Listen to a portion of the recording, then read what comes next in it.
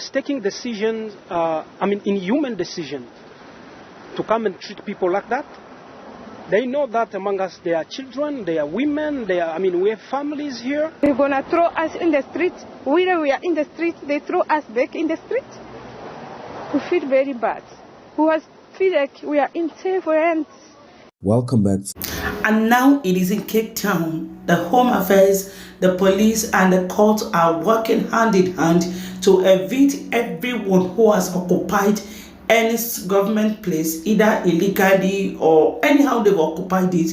The Home Affairs, the police, the courts, they are now working hand in hand to evict everyone who has hijacked, who has occupied any space that does not belong to them. Here is a video of the Home Affairs giving a notice to those who has occupied some space that does not belong to them since 2020 to evict it. This eviction is directly from the court. So now they are handing over the eviction to these people, and the people are reacting that they are sending them out to the streets. That where exactly do they want them to go to? I don't know. I'm just going to leave you to watch this video. Don't forget to subscribe to my YouTube channel and turn on the notification bell so that you always be the first to get notified anytime I upload a video.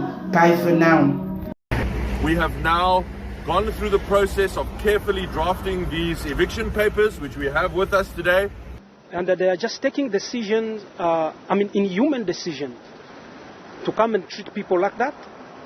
They know that among us there are children, there are women, we have families here. They're gonna throw us in the street. Whether we are in the street, they throw us back in the street. We feel very bad. We feel like we are in safe hands. Welcome back to the channel. So Cape Town is finally clearing out illegal foreigners who have been unlawfully occupying public spaces for years. And guess what? They're doing it legally, through the courts. The Mayor of Cape Town, the Minister of Home Affairs, and the Minister of Public Works all came out today with one message: enough is enough. Eviction orders have officially been filed to remove hundreds of illegal foreigners living in places like Wingfield Tents and Paint City in Bellville. These spaces have been occupied since the COVID-19 lockdown in 2020, when around 360 foreign nationals were relocated from Green Market Square and the Central Methodist Church under emergency public health measures. But here's the wildest part. Some of these people refused help and demanded relocation to Canada and Europe. Yes, you heard that right. Let's unpack what just happened. Residents of Kensington will know exactly where we are, because you will see behind us the infamous Wingfield tent, which has been here since COVID. We have now gone through the process of carefully drafting these eviction papers, which we have with us today. And they are being filed in court today. That means that we can finally start the process, both here at this Wingfield tent and further up the road at the Bellville CBD, what residents and businesses there will know as Paint City. That's also part of this eviction. And there were numerous offers made in cooperation with international agencies to relocate many of the people who are staying in these two areas. Many of them took up the offers, but some have refused. And today we're saying enough is enough. The Department of Home Affairs recently launched Operation New Broom to signal our commitment to making sure that we enforce the rule of law when it comes to illegal immigrants occupying public spaces. We have some big plans, Mayor, in consultation and in conjunction with you in the future for this land that will suit and help the city, particularly with its social housing projects going forward. So we are very glad that we could join forces, and it is really a great example of what happens when different spheres of government work together. To the residents of Ward 56, thank you for your resilience, thank you for your tenacity in ensuring that we lobby the office of the Executive Mayor and that of the ministers collectively to address this issue. Now we can completely have our space of Fuwateka cleared of the grime, which was the white tape. The City of Cape Town says together with Home Affairs, Public Works and Infrastructure departments, they are preparing an eviction application to the High Court for refugees unlawfully occupying Paint City and Wingfield facilities. If it's going to take for us to oppose that decision to court, we will make sure we oppose that decision. It's very sad, and because after 5 years of being in this situation, and they are just taking decisions, inhuman decisions, to come and treat people like that. They know that among us there are children, there are women, we have families here. Many, like Francine from Burundi, worry about what will happen should the eviction order be granted. They're going to throw us in the street. Whether we are in the street, they throw us back in the street. We feel very bad. We feel like we are in safe hands because the big people, officials, they were saying that they're going to help. But what I hear is a surprise for me. The city says facilities at Paint City and Wingfield were intended for repatriation and reintegration. But the affected groups are opposed to the proposed solutions. You can't integrate someone in the community that's not safe. People before they came here, they were living in the community. And they know why they feel the community and come here. And now the government is like you want to force them to reintegrate in the community. They're saying it's repatriation, but the way they're doing it is like deportation, like they want to force us. And I think that thing should be voluntary. It would be better if they come to us, talk to us, this is what we are planning.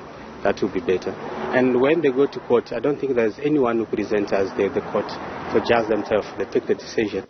In the interim, the City of Cape Town says it's exploring ways to resolve the unlawful occupation of the sidewalk after more than 130 men, women and children were kicked out of the marquee in October 2023.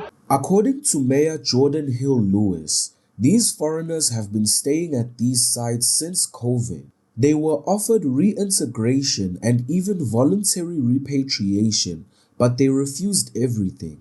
Instead, they said they're not going anywhere unless they get relocated to Canada or Europe. Let that sink in. While South African citizens struggle daily for basic services, illegal foreigners are demanding first world benefits. Now finally, after years of patience, the City of Cape Town is teaming up with national governments to launch a joint eviction process for these two sites, Wingfield Tent and Paint City. The Minister of Home Affairs, Leon Schreiber, confirmed that many of these people have no legal status anymore. Their refugee status has expired. They're living here illegally. He says this operation, called New Broom, is about restoring law and order. And frankly, it's about time. Here's what we know. These areas have become crime hotspots. Businesses, residents, and even law enforcement have raised concerns about how unsafe the environment has become. And it's not surprising. We've seen this pattern over and over again. Where there are high concentration of illegal foreigners, crime tends to follow. Unemployed, undocumented, and untraceable individuals operating with zero accountability. Cape Town has finally had enough. And now they're doing what the rest of the country should also be doing. Some residents are relieved. They say their neighborhoods might finally get back to normal. One councillor even thanked the people of the area for being resilient and consistent in lobbying for action. And now their space will finally be cleared. But of course, not everyone is celebrating. Some critics are saying, why is this only happening in Cape Town?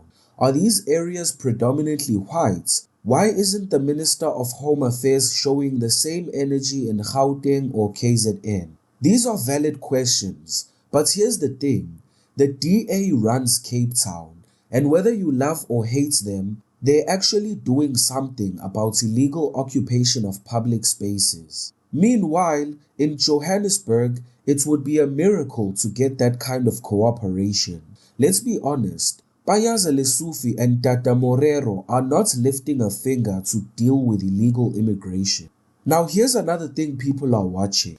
Will these NGOs and human rights activist groups suddenly appear to block the evictions? Because that's exactly what they do in Johannesburg. Whenever Operation Dudula or community members try to take action, it's always the same activist groups jumping to defend the so-called refugees or undocumented migrants. So the big question is, will these NGOs now take on the city of Cape Town? Will they go after Leon Schreiber or the Public Works Minister? Or is this going to be a situation where they stay quiet because the paperwork is in order and the officials are actually doing things by the book? We'll have to wait and see. Here's what I think. This is a step in the right direction. For too long, South Africans have been made to feel like strangers in their own country. Illegal foreigners are allowed to occupy land, drain resources, raise crime, and then turn around and make demands. And when people speak out, they get called xenophobic. That time is over. Cape Town is showing the country what real leadership looks like. And if other metros had the courage to follow suit, we might actually begin cleaning up this country. But again, let's be cautious. Where are they taking these people?